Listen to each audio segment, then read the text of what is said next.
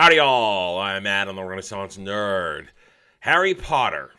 Harry Potter is, to this day, one of the most relevant modern franchises in entertainment history. As many have said, it is a generation's Star Wars. Just like Star Wars means everything to me as my first franchise, for millions upon millions of people, Harry Potter is their franchise. And it always will be. Just look at Hogwarts Legacy right now. Biggest damn game of the year already. And it's probably going to be game of the year. It's probably going to make the most money on any game of this year. Massive success. I had a good time playing. It could have been a little harder, but we learned that's a little problem with the whole difficulty setting. Either way, I had a good time. If it make it into a franchise, a part two, I'd be down for it. It was all around fun and entertaining. Go check out my playlist tab. You'll see my playthrough of it. We had fun. One thing that's always been said, though, by many Harry Potter fans, remember, I'm a casual Potter fan. I'm not a hardcore. I just read most of the books, and I watched the movies, and I've played this latest game. One thing a lot of fans do agree on, though, is that the movies, while entertaining, could have been better. The movies could have been better because they did not fully adapt all the elements of each book. They failed to drill down on certain story arcs because, yes, you're trapped in your 2-hour time limit, or in the case of Deathly Hallows, 4 hours, because they split that one up. Still, there were a lot of problems with the movies in terms of accuracy to the books. And as a hardcore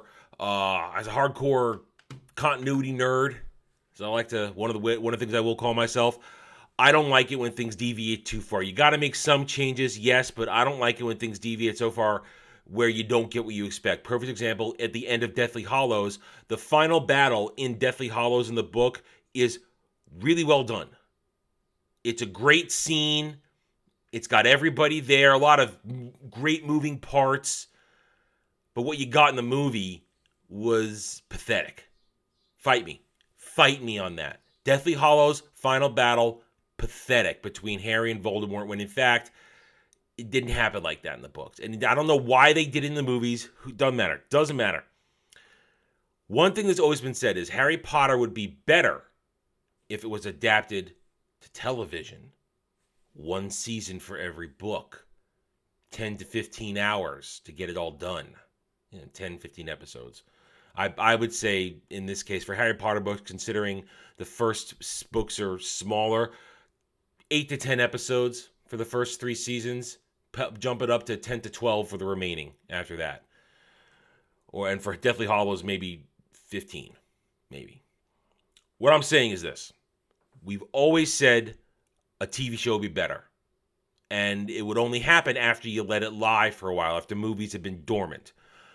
Well, with the resurgence of, maybe resurgence is the wrong word, with the reminder of how powerfully relevant Harry Potter is to the franchise with Hogwarts Legacy, it is now bubbling to the surface that Warner Discovery, because they're stupid not to, is finally nearing the deal to bring Harry Potter back to live-action entertainment in the form of, you guessed it, television show. The only thing is now completing the contract with J.K. Rowling, who her deal with all her IPs is that she gets a little piece of everything. She has control. And that was one of the things that happened with the movies. If I remember correctly, J.K. Rowling did not have creative control over the movie, which is why they deviated. She warned them, don't do this, you're not going to be able to do that, but they did it anyway. And all that matters is this paragraph right here. Warner Brothers is in talks with Rowling to join the project as a producer. Deadline is confirmed. Once she comes on board, the project which is in its nascent stages, is expected to look for a writer. As first reported by Bloomberg, the general idea is for each season of potential TV to focus on one book in the Potter book series, which consists of 7 novels. So you would have 7 guaranteed seasons of probably the most watched show in current day television. It would blow Game of Thrones out of the water. Sorry, Game of Thrones fans. Harry Potter TV show would destroy Game of Thrones and House of the Dragon. It just would.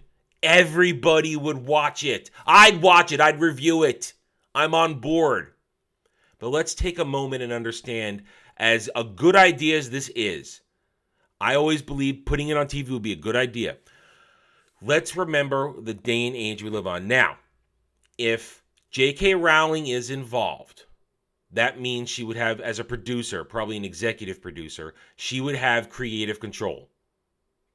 Nothing would happen without her approval. That means you would likely get a proper adaptation. But, this is 2023. We are still living in this woke era. Would they make Hermione black? Would they really push the Dumbledore is gay shit? Because that's the books tell a different story than modern day bullshit. The twisting of IPs that happens. Be careful what we wish for. That's all I would say. Be careful what we wish for. Would they make inappropriate changes? I would like to believe that J.K. Rowling, after the success of Hogwarts Legacy, where they didn't deviate too far. Yes, there was a couple of little stupid shit in there. I would like to believe that she would keep it 90% accurate to her own books. I'd like to believe that. That being said, if this happens, it's a good thing. Because this guy right here, you can see him partially, let's move right back. This guy right here, Daniel Radcliffe, as I likened it to, I said Harry Potter is a generation Star Wars. He's a generation's Luke Skywalker. He's a generation's Luke Skywalker. He is identifiable with that role, just like Mark Hamill was identified as Luke Skywalker for decades. Radcliffe will never escape the shadow of being Harry Potter. And maybe it is apparent, because what's his career really been since Harry Potter? Nothing of note, nothing to remember. He's Harry Potter. Much like Mark Hamill, though, Daniel Radcliffe opens his mouth and reveals himself to be a tool, a complete and utter tool, when he comes out and says stuff concerning kids and, let's just say, trans movement. It would be great if we could get a fresh Harry Potter, a fresh actor, a fresh young actor who doesn't run around saying stupid shit like this, who doesn't destroy people's images and memories of the portrayal of the character just to get attention, just to get woke points. That would be a good thing. There'd be a new Harry Potter who would be portraying the character more accurately than Radcliffe got to do in the movies, and therefore maybe we could push him aside and we get a new young actor, a new young man to be the survivor, the one who lived, the boy who lived. This is probably going to happen. We're going to get this show.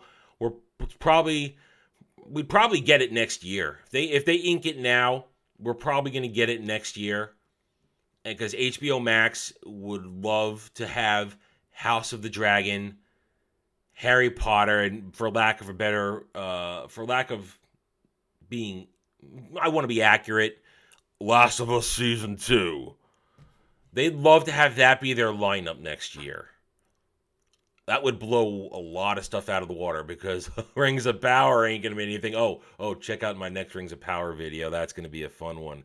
Their Rings of Power is no challenge, and anything else Amazon's putting out ain't a threat. Netflix, it's hit or miss on a lot of stuff.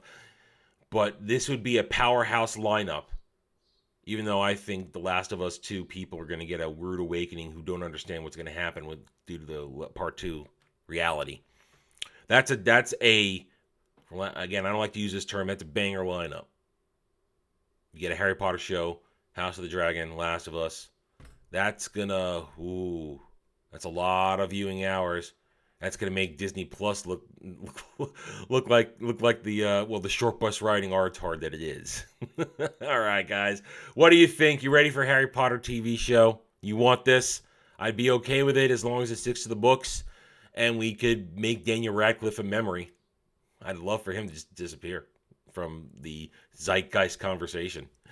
All right, I think I'm done.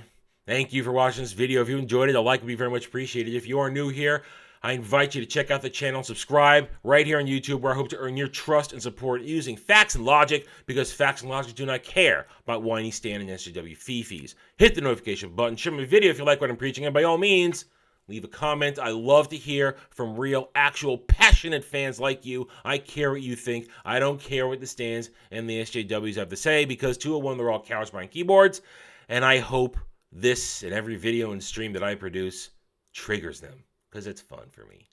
Thank you again for watching. Take it easy. Thanks for watching, everybody. If you'd like to reach out to me, please email me at theranernerd@gmail.com for all channel business purposes. I am on Twitter now, mostly for promotion and sharing of videos, maybe a little shit stirring here and there, who knows, at @TheRenNerd. You can also find me at the Geeks and Gamers forums under @ROAS, and you can see me on Rumble and Odyssey under the Renaissance Nerd. Thanks again for watching. Take it easy.